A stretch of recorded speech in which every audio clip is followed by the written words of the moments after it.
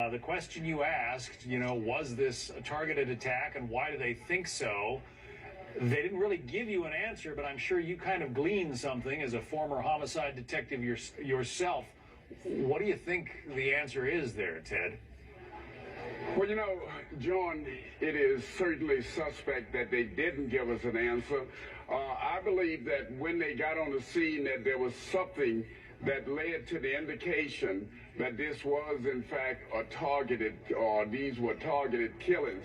But, John, there was some nuggets that came out that I found shocking in this investigation that we learned today, and that is that the two surviving roommates, that one of them made the 911 call.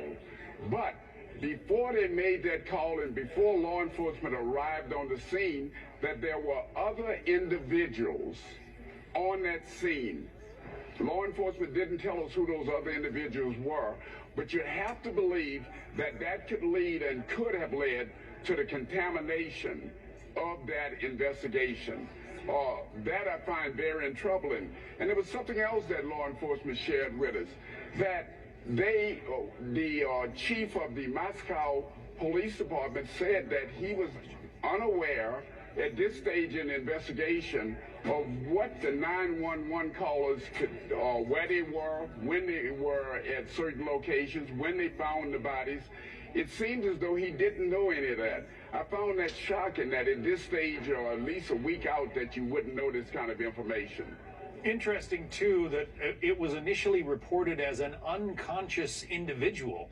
One would think that, if the roommate walked out of her room, there had to be, just blood everywhere, I would think, after, a quadruple homicide like this.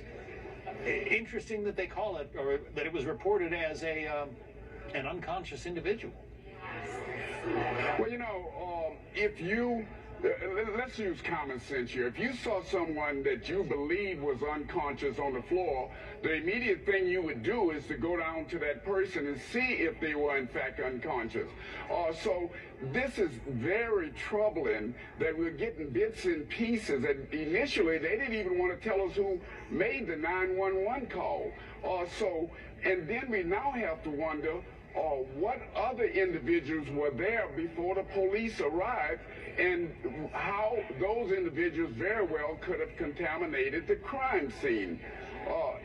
This is a very troubling investigation at this stage, I can tell you. Yeah, well, it's possible that the friends who came to the house were calling the cell phones of the deceased, and they weren't answering, so they said, hey, they're unconscious or whatever. But a lot of questions, as you say. Ted Williams, live from Moscow, Idaho. Ted, thanks.